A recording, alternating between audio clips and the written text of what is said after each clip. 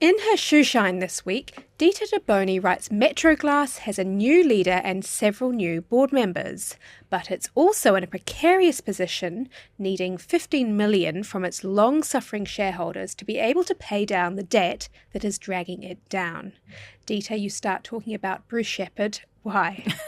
Well, for one thing, Bruce Shepherd is a journalist's dream come true because, unlike many New Zealanders, he's quite happy to say what he thinks.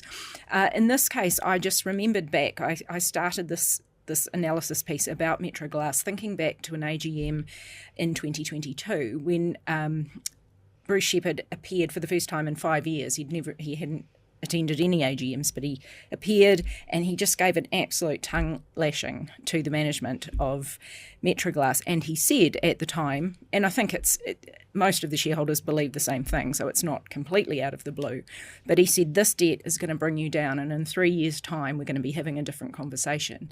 And of course that is absolutely what happened. So what is Metroglass's current situation?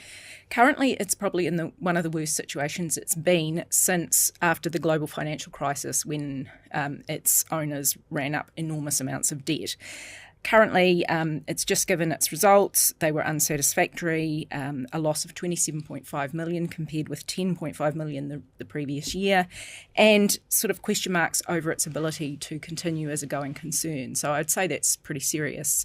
It has dispensed with getting rid of its Australian arm.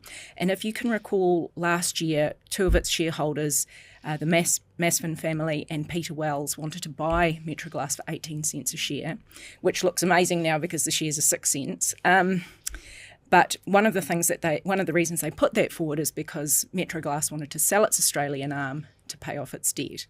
And they said that's just ridiculous. The Australian business is doing well, although it's not quite doing well at the moment. But so they've retained that, but now they're going to shareholders to look for this $15 million, which they say will help them pay down some debt and turn the company around. It doesn't seem like much money, but then their shareholders are probably pretty impatient by now. Do you think the Masvins might make another takeover bid for the company? I think they're waiting to see what this new executive director, Simon Bennett, says, or he's working on this plan to do this capital raise. I think they're waiting to see, but I mean it would be even cheaper now, wouldn't it, really, given everything that's happened? So what are some of the outside events which have contributed to Metroglass's dwindling profitability? Well, obviously, it's a building supplies company in essence. So when construction is soft and goes down, so does Metroglass, so does Fletcher's, so does Steel and Tube, and so forth. And all these companies are having a bit of a hard time of it at the moment.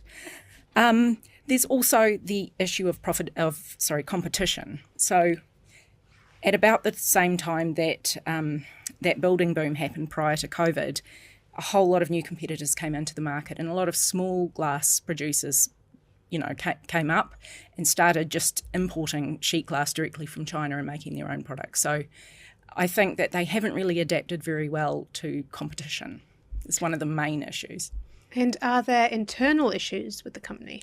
Well, I spoke to 3 glass companies in Auckland who all used to use Metroglass but don't anymore for various reasons. They said it's too expensive, the service isn't good enough, and in some cases, because Metroglass diversified away from just wholesale glass production to producing products, they were doing the same thing as the people they were supplying glass to, so they were kind of undercutting them and sort of wrecking their trade. So I think they've probably, I don't know if angered is the right word, but they've kind of put a lot of people offside with the way they've behaved.